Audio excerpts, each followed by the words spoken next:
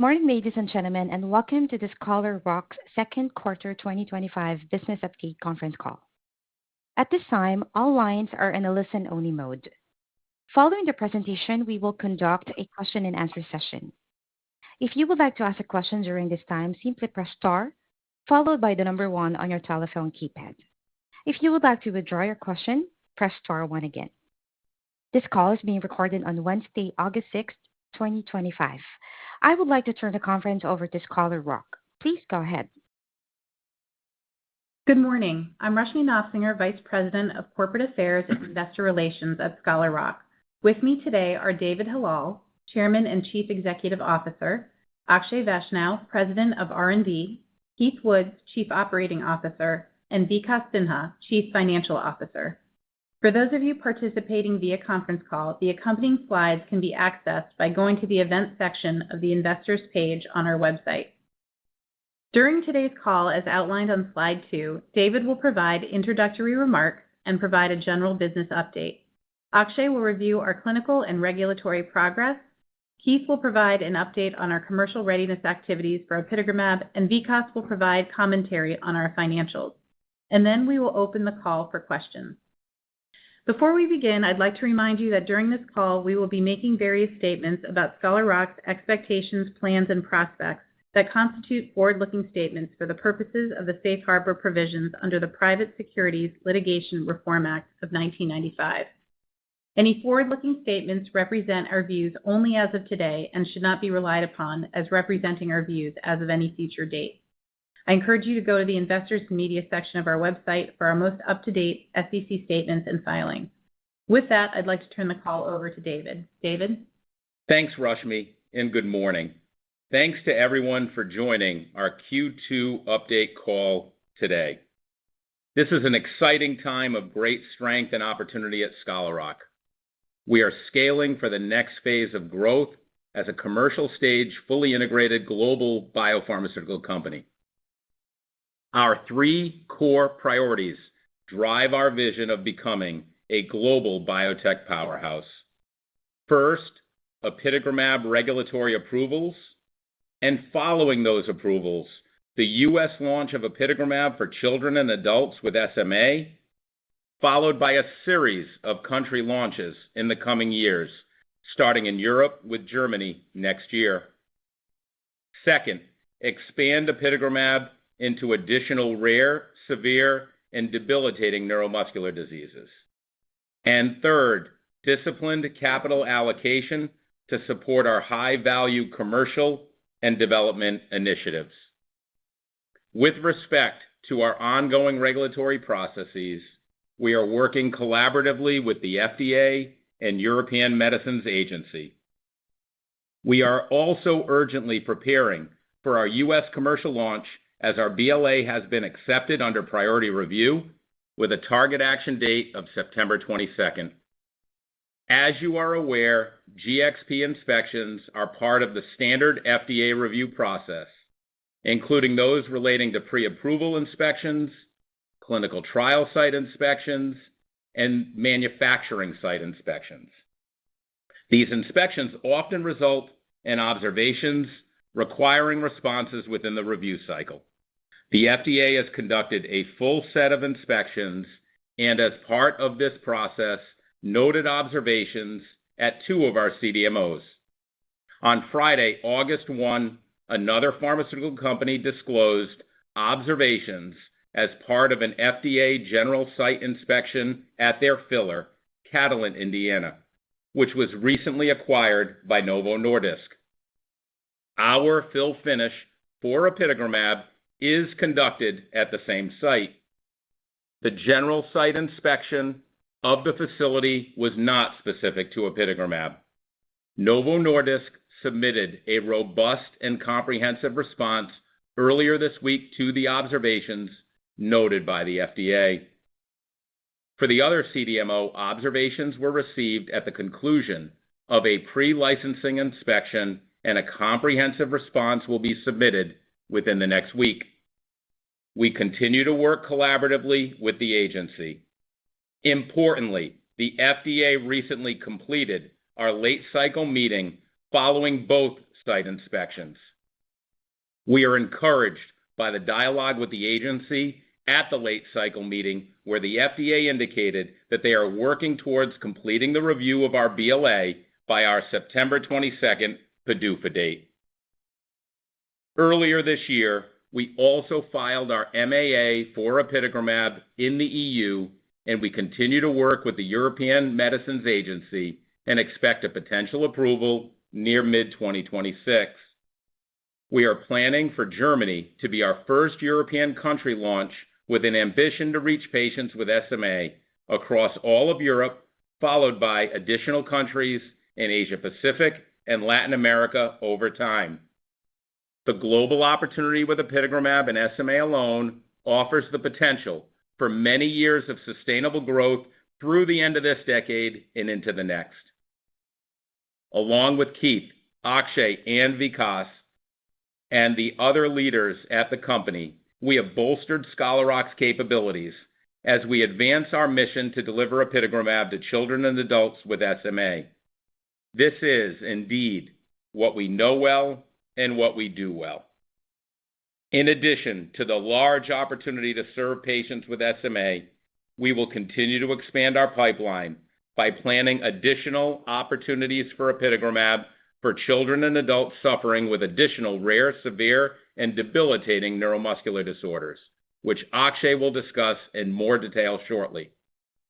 Importantly, to grow Scholar Rock, we are taking a thoughtful, deliberate approach to capital allocation by staging our investments along with our commercial progress in serving the SMA community. Q2 has been exceptionally productive. In the quarter, when Keith joined our team as our Chief Operating Officer, he brought a proven track record of building and leading teams to deliver highly successful rare disease global launches in the neuromuscular therapeutic area, including most recently with Vyvgart. Under Keith's leadership, we have assembled an exceptionally experienced, talented, and patient-centric field team committed to the SMA community. Impressively, over just a few months, the team is on board, trained, and deployed, and are ready to deliver apitegromab to the SMA community pending approval in September. Despite currently available treatments that have been approved over the past 10 years, we are acutely aware that muscle strength and motor function are among the top unmet needs in SMA, which we believe can be addressed with the potential approval of apitegromab, the world's first and only muscle-targeted therapy to deliver statistically significant and clinically meaningful improvements in motor function in a pivotal phase 3 trial. I would like to now turn briefly to the readout of the positive phase 2 EMBRAZE proof-of-concept study in Q2. The goal of EMBRAZE was to understand the role of targeting myostatin in the treatment of patients with obesity. We are pleased that the EMBRAZE study met the primary endpoint with patients on tirzepatide. Apitegromab increased lean mass preservation by greater than 54% compared to tirzepatide alone, with a p-value equal to 0.001, with an encouraging safety profile. We are very pleased that the highly selective anti-myostatin approach from our innovative platform continues to deliver. While we remain focused on advancing apitegromab in clinical development for additional rare, severe, and debilitating neuromuscular disorders, EMBRAZE raises the exciting possibility to partner our potent and selective approach to targeting myostatin. As we communicated at EMBRAZE data readout, in addition to SRK-439, we have a number of earlier stage research assets, both anti-myostatin antibodies and the fusion of those with GLPs, which we think have the potential to be meaningful therapeutic candidates in the future. As we look forward, we remain very focused on the nearly 35,000 patients with SMA globally that have received SMN-targeted therapies. While we anticipate the global launch will commence in the U.S. in Q3, pending regulatory approvals, we are also making preparations to serve children and adults with SMA in Europe, Asia Pacific, and Latin America.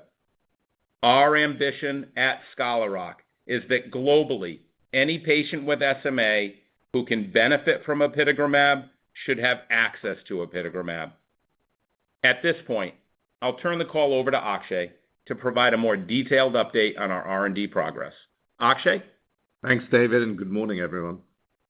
SMA is a rare, severe neuromuscular disease resulting in irreversible loss of motor neurons and progressive muscle wasting that causes continuous motor function decline throughout life, diminishing the independence of both children and adults. There's been progress over the last decade with new therapies for SMA. However, despite the chronic use of these SMN correctors, SMA remains a devastating disease for children, adults, and their families living with the disorder. Patients experience muscle wasting that impacts all aspects of mobility, basic activities of daily living like eating, washing, and dressing, and the ability to live independently. The motor unit has two key components, the motor neuron itself and muscle. SMN-targeted therapies are aimed at preventing motor neuron loss, but muscle, the principal organ affected in SMA, has not been directly addressed. Given that motor function depends not only on neuronal signaling, but also on muscle responsiveness, approaches that target muscle from the start are urgently needed. Our SAPPHIRE trial showed that in those receiving chronic, ongoing SMN-targeted therapies, apitegromab has the potential to reverse the progression of SMA from a loss of motor function to a gain of motor function.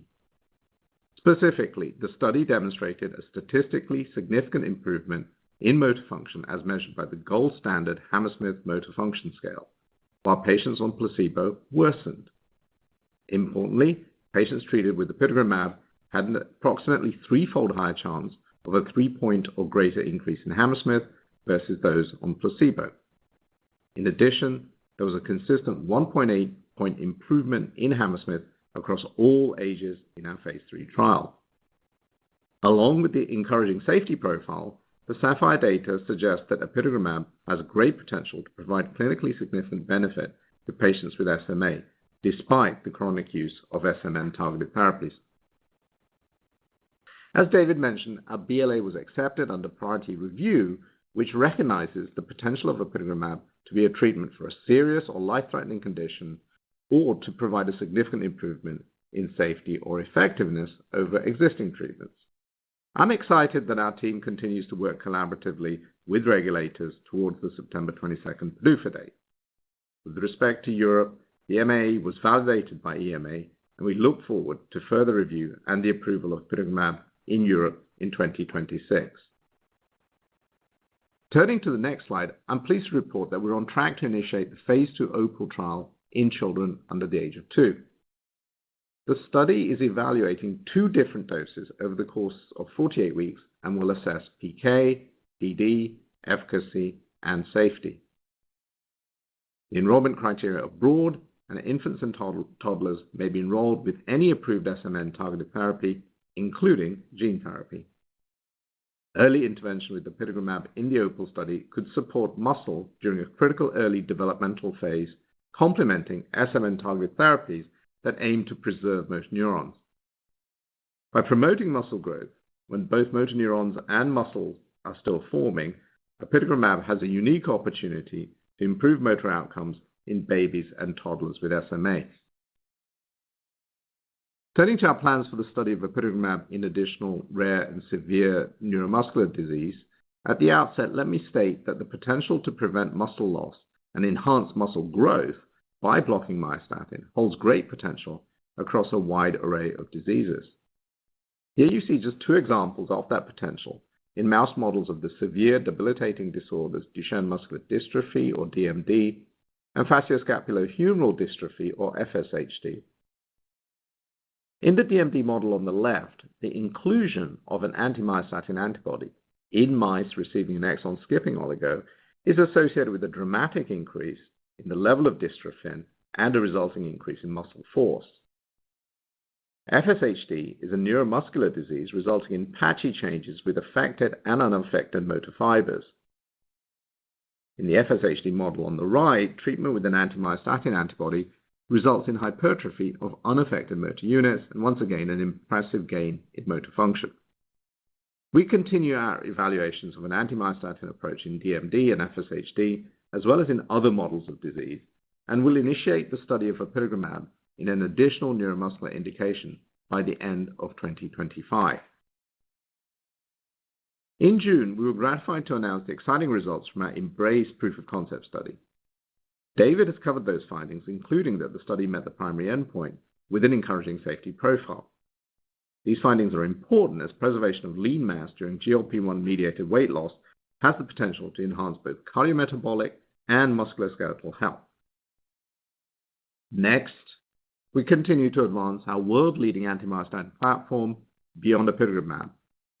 Further to our commitment to neuromuscular disease, SRK-439 builds on the validated approach that delivered apitegromab. There's great potential for SRK-439 to be an infrequent, potent, subcutaneous anti-myostatin antibody, and we look forward to exploring its potential as another innovative Scholar Rock therapy for patients suffering with severe neuromuscular disorders. We remain on track to file the IND application for SRK-439 to support the first-in-human study later this year. I'd like to conclude by reiterating our key priorities. Number one, drive the U.S. approval of apitegromab in Q3 2025 and advance the EU toward approval in 2026. Number two, initiate a study of apitegromab for infants and toddlers with SMA under the age of 2 in Q3 25. Number three, initiate clinical development of apitegromab in at least one additional neuromuscular indication by the end of 25. And finally, file an IND for SRK-439 in the second half of 25. With that, I'll turn the call over to Keith to provide a commercial update. Keith? Thanks, Akshay, and good morning, everyone. With apitegromab advancing through the regulatory processes in the U.S. and Europe, we are preparing to usher in a new era for the treatment of children and adults with SMA. This is a progressive and devastating disease that leads to loss of mobility, limited activities of daily living, and a lack of independence. If muscle is left untreated, it can result in irreversible atrophy. We are excited about apitegromab's potential as the first and only muscle-targeted treatment to show clinically meaningful and statistically significant motor function improvements in children and adults living with SMA. The SMA community is calling for a treatment to address progressive muscle degeneration and motor function loss. To underscore this, a 2025 Cure SMA survey showed that 90% of patients report that their greatest unmet need is to gain muscle strength. Our market research and interactions with healthcare professionals tell us that 80% of treating neurologists agree that preserving muscle should start as early as possible in treating patients living with SMA. Neurologists recognize that in the future, a treatment approach of dual modalities to target the motor neuron and the muscle will be necessary to treat SMA. We are on track with the preparation of the global launch of apitegromab, starting with the U.S. Based on our September 22nd PDUFA date, we will execute our commercial launch of apitegromab immediately following our FDA approval. In Europe, our MAA is under review by the European Medicines Agency, and we are preparing to launch upon approval in 2026. I'm excited to announce that as of today, under the leadership of our U.S. General Manager and Chief Brand Officer, Rebecca McLeod, our U.S. customer-facing team is fully on board, trained, and now deployed in the field. Our team is currently engaging with the SMA treatment centers, key opinion leaders, and both public and private payers. We are impressed by the talent, the extensive rare disease experience, and the passion to serve patients that our new team members bring. The team is comprised of many professionals that have substantial experience in serving the SMA community or the broader neuromuscular disease community, and we are united by a commitment to serving these patients. Today in the U.S., there are approximately 10,000 patients living with SMA, and roughly 2/3 of them have received an SMN-targeted therapy. These investments we are making position us to reach these patients with apitegromab and will provide a blueprint for our global rollout. Globally, there are approximately 35 patients with SMA that have already received an SMN-targeted therapy, and we have an enormous opportunity to make a meaningful difference with apitegromab, with the potential to reverse progression of SMA from a loss of motor function to a gain of motor function. The entire Scholar Rock team is ready to serve the SMA community, and we will move with a sense of urgency to deliver apitegromab to them following approval. Now I will turn the call over to Vikas. Vikas? Thank you, Keith, and good morning, everyone. I'm pleased to provide our Q2 business update and provide insights into how we are thinking about resource allocation in the future. The opportunity with apitegromab in SMA alone offers the potential for many years of sustainable growth and will enable strategic, thoughtful investment in our pipeline to develop new indications and new therapies for an increasing number of patients. These pipeline investments will be aligned to our commercial success. We ended the quarter with $295 million. During the quarter, we continued to increase our investment in infrastructure to support commercial readiness and our supply of apitegromab to support the launch. As we look ahead, we are prioritizing the commercial launch and our ongoing clinical programs. We have an additional $50 million under our debt facility that we can draw down this year, and we also anticipate receiving approximately $16 million from exercise of outstanding common warrants by year-end, bringing our anticipated runway into 2027. Additionally, $50 million is available under our debt facility post-approval to support the upcoming launch. We also anticipate monetizing our priority review voucher following approval. We continue to operate with a tight financial plan and will share more details over the next few quarters. As a reminder, we will continue to focus on driving strong performance with financial discipline, next, investing in capital-efficient commercial build-out, and thoughtful capital allocation to advance our pipeline. With that, I will turn it back to David. David?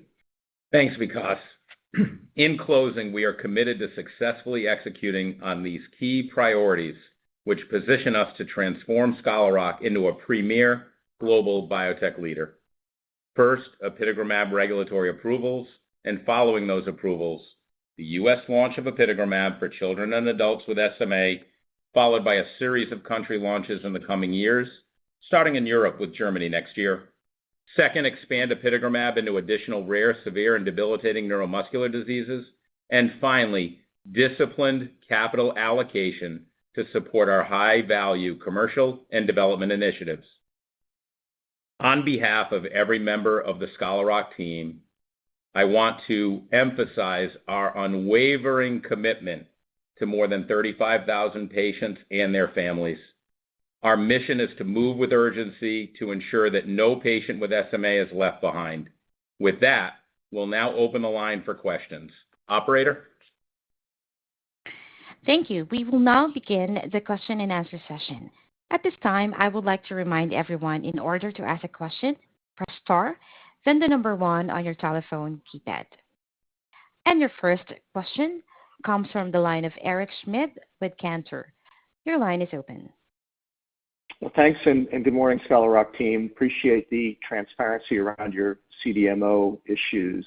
Can you tell us a little bit more about the specific observation at those 2 sites, whether you expect that a re-inspection is going to be required prior to apitegromab approval, and whether the 2 facilities right now are currently able to release other pharmaceutical products? Thank you. Yeah, thanks very much, Eric, and it's great to be working with you. First, I think, as you know, Eric, GMP inspections are super standard as part of the FDA review process. And in fact, in 2024, based on FDA's inspection data dashboard, actually more than 70% of drug quality assurance inspections resulted in observations noted by the FDA. So as I noted in the call, we look, we're disappointed, but we weren't surprised to learn that two of our sites received observations. I think the benefit for us is those observations were presented well within our review cycle that allow for a response and obviously a green light.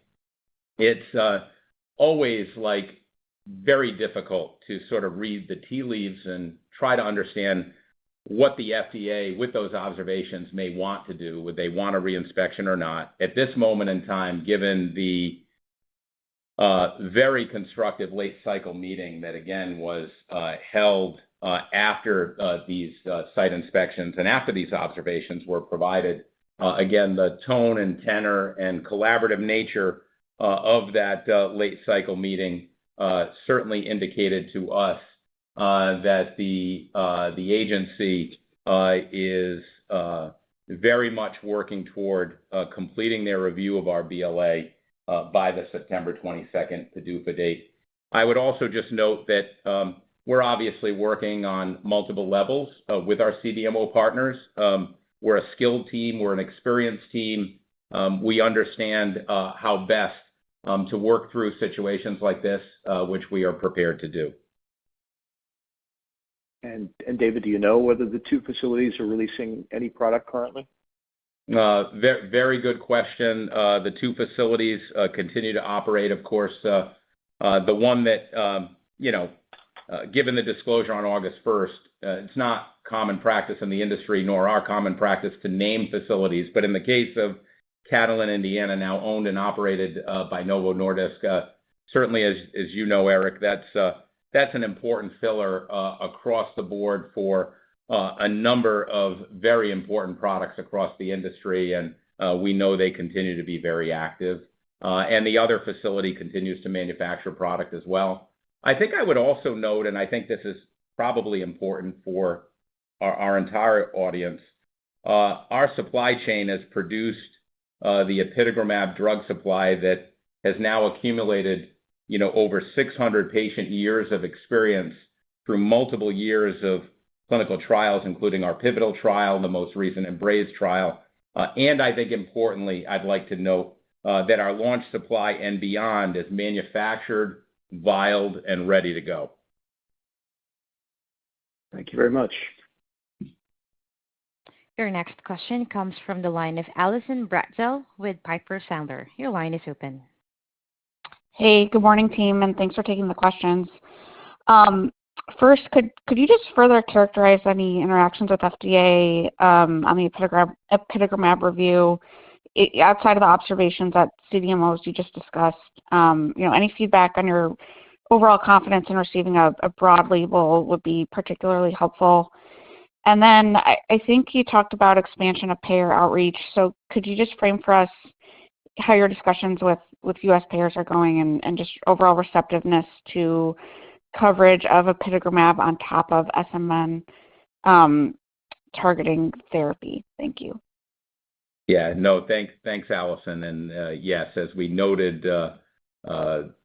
we were very encouraged by our late cycle meeting that we recently had, and Akshay can provide a little bit more context on that. And then, as I noted, and Keith did as well, he's just recently deployed a sensational team, and he can comment on some of those payer interactions. Related to the label and the interactions with the FDA, Akshay? Yeah, thanks, David. We had an exceptionally constructive late cycle meeting recently with the FDA. All the different disciplines that needed to be there were there. We talked through the different aspects of the BLA. I think we were very pleased with the feedback we had. And so, we're working with them, as David said in his prepared statement, towards September 22, and look forward to the rest of the BLA review being completed. And we appear to be doing just that right now. Yeah, Allison, and as far as the payers, as we've noted before, we have a fully staffed payer team. Our outreach has been progressing to be able to be ready for our September 22nd PDUFA date. The meetings have been going positive as we've been going through some of the apitegromab data and overall response, but importantly, the durability of response is something that payers have found quite impressive. Lastly, to your other question about paying for another therapy for SMA, I would say that you already have better than 20% of patients that are receiving more than one SMA therapy that is being paid for by payers at this time. So although the question has come up, the unmet medical need is there, and therefore all I can say is the discussions are going positive. Thank you. Your next question comes from the line of David Nierengarten with Wedbush Securities. Your line is open. Hey, thanks for taking the questions. I just had one on the labeling. Have you had labeling discussions with FDA and able to discuss possible labels with payers, or is that to be discussed with the PDUFA date or as we approach the PDUFA date? And then the second one is, if there is unfortunately a delay in the PDUFA, does that possibly put the PRV at risk if there are different changes in the budget that starts on October 1st of the fiscal year? Thanks. Yeah, maybe I'll take that second or last question, David, first. There would be no change in PRV. And I think you've all come to know us, this group of management team. We think about everything. We're a measure twice, cut once type of crowd. And, we would think through any scenarios even before, as we mentioned, we weren't totally surprised by observations only because 3/4 of the time they happen. And so we would have been thinking through all of this, and there'd be no impact on the PRV at all, which is important and very good news. Regarding just the constructive nature of the dialogue and the label, I'll have Akshay comment. Yeah. So with respect to that topic, again, we had a very good late cycle meeting, and as you can expect at the late cycle meeting, all the different aspects of the BLA leading to a potential approval are discussed, including labeling and the timings around who can expect what.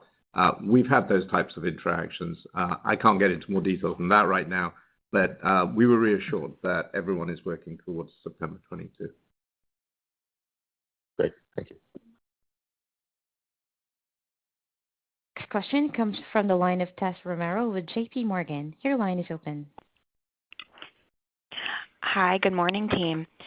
So just double-clicking back on some of the earlier comments you've made, what is the right way to think about the next step following these observations, given proximity to your goal date? And how likely do you think that the outcome of the review will be positive in light of these findings and remain on time?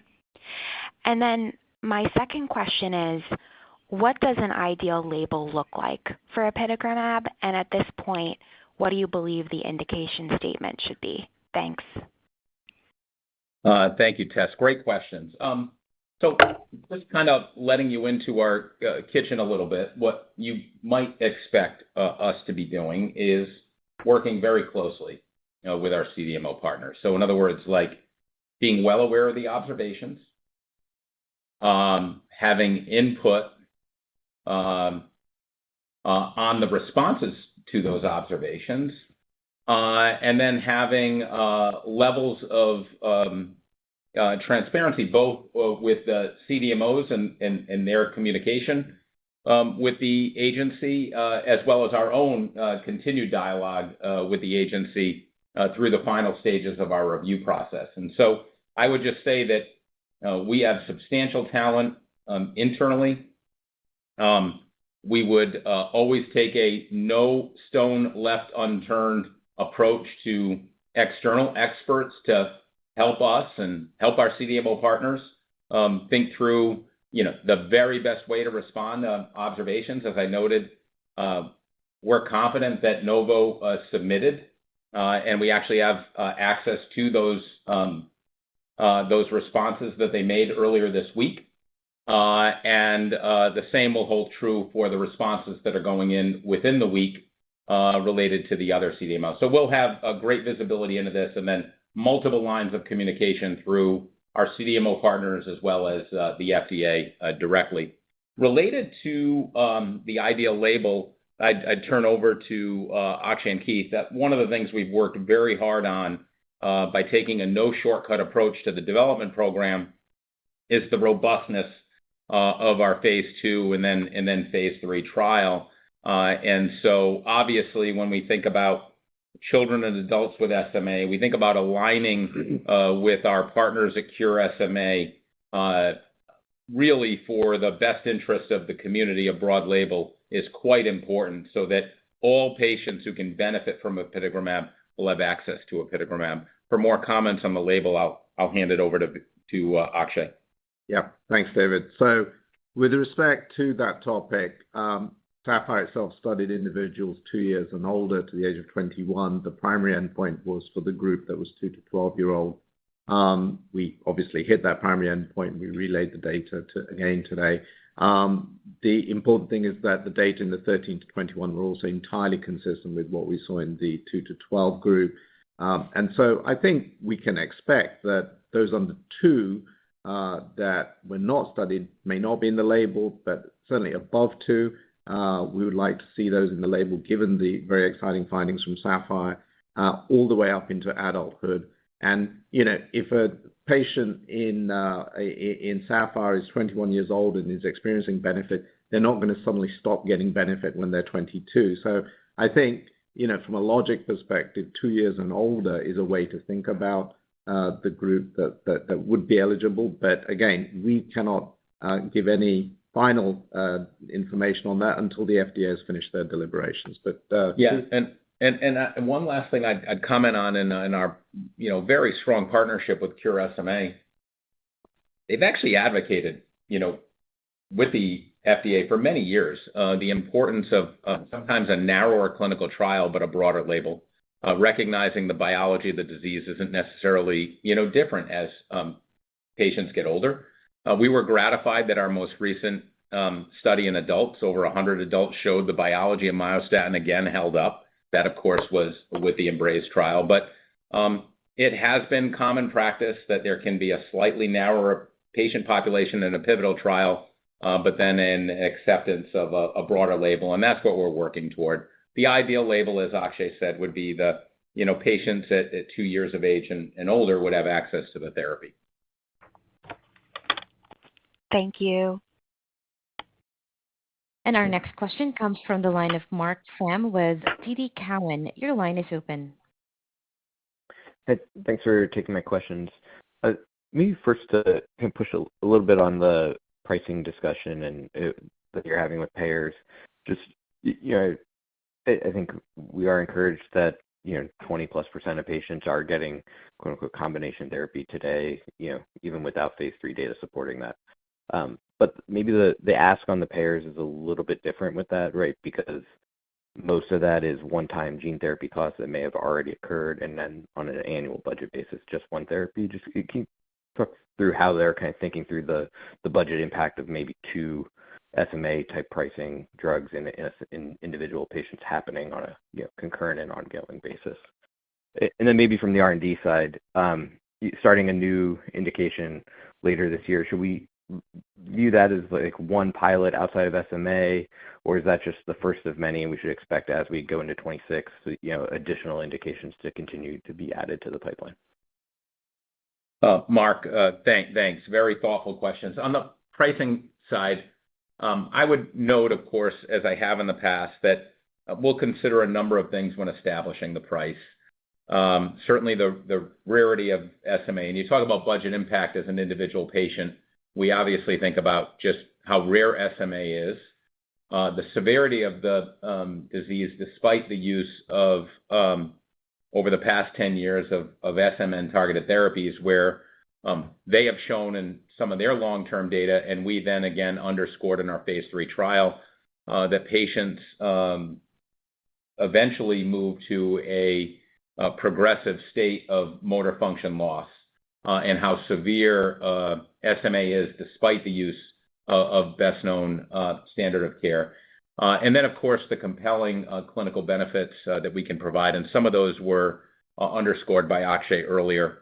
And so we'll think about those things. We'll think about the budget impact.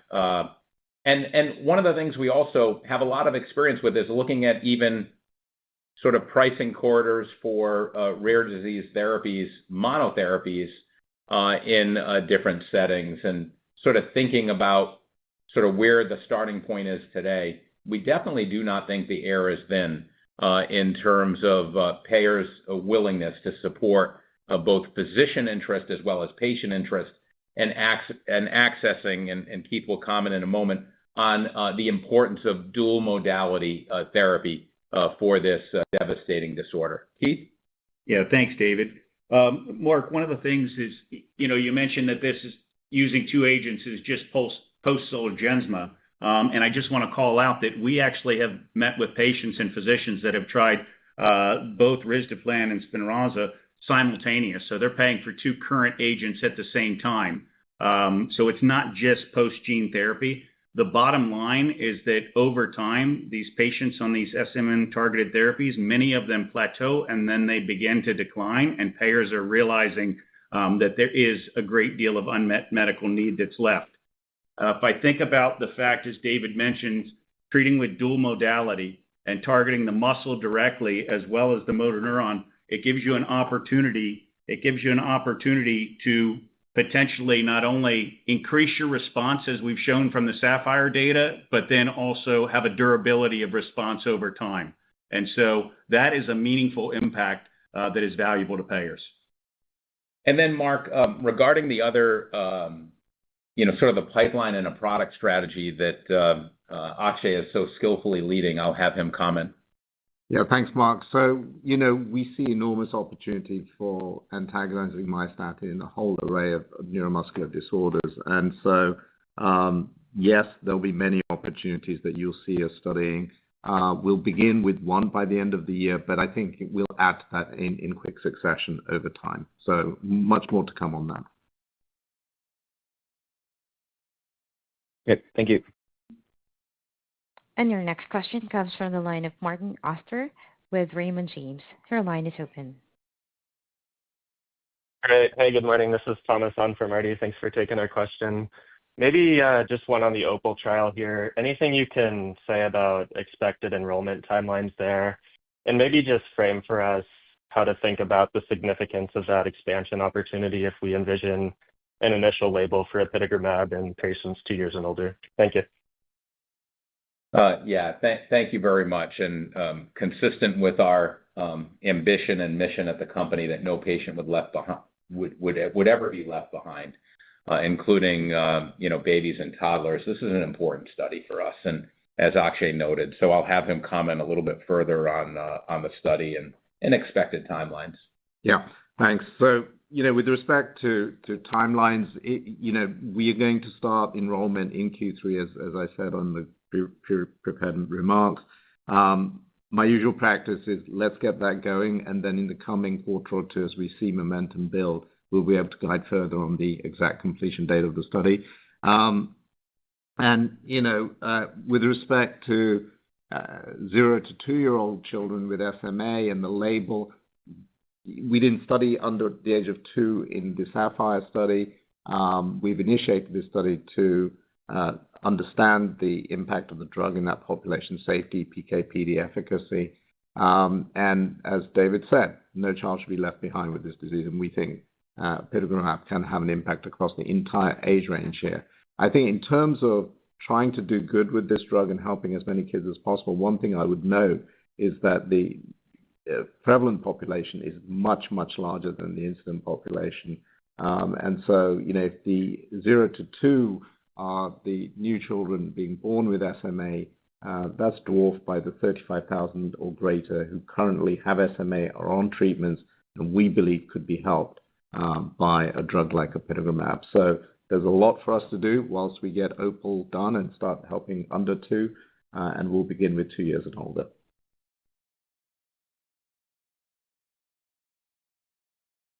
Thank you. And our next question comes from the line of Srikripa Devarakonda with Truist Securities. Your line is open. Hey, guys. Thank you so much for taking my question. I just want to go back to the CDMO site inspections. If there is a need for another inspection, do you have a sense of timelines as to when you will get to know that by? And given the CRLs that we've seen with one of the peers involved, what are typical timelines for potential resolution of these issues? Thank you.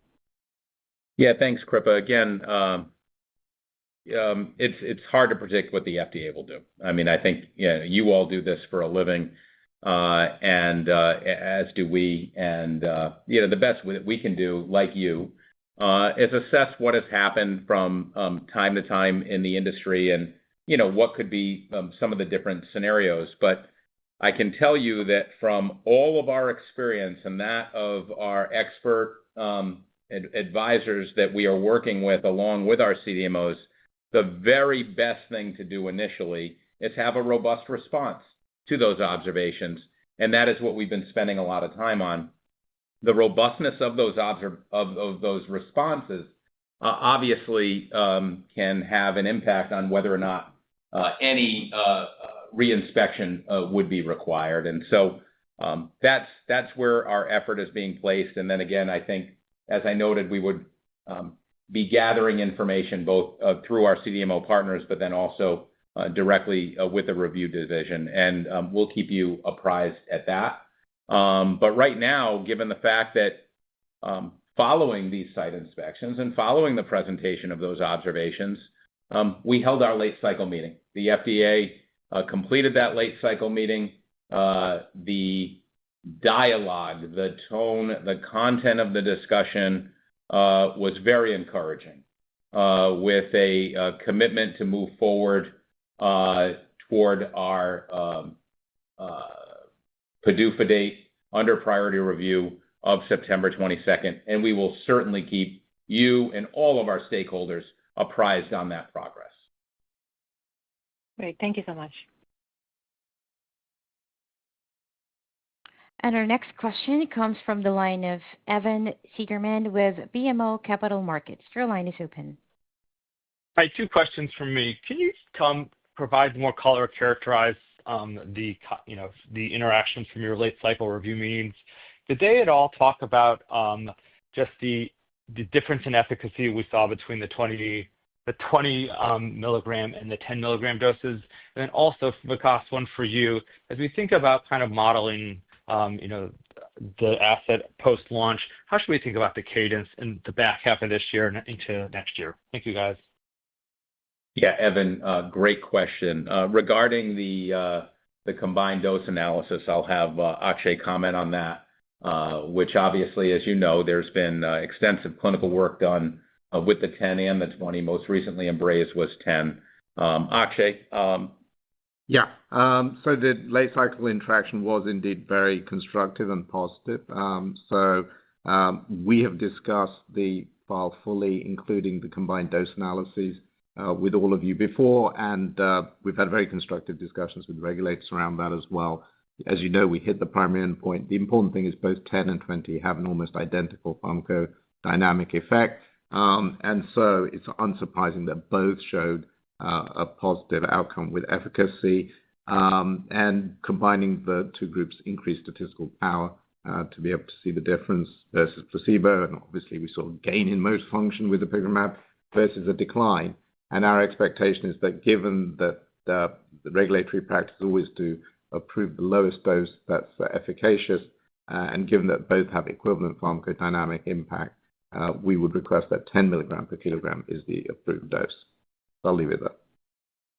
And on the financial side, we have still to do the 2026 budget planning session, but as I mentioned in my call, we're going to be very thoughtful about how we go into next year.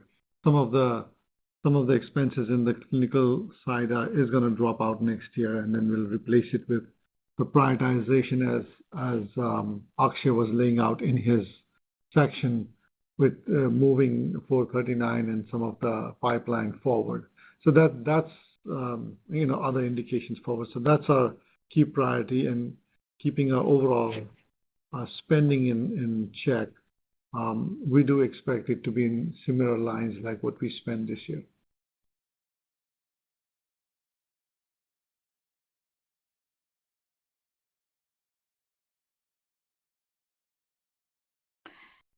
Thank you, ladies and gentlemen. This concludes the Q&A session and concludes today's call. Thank you all for joining. You may now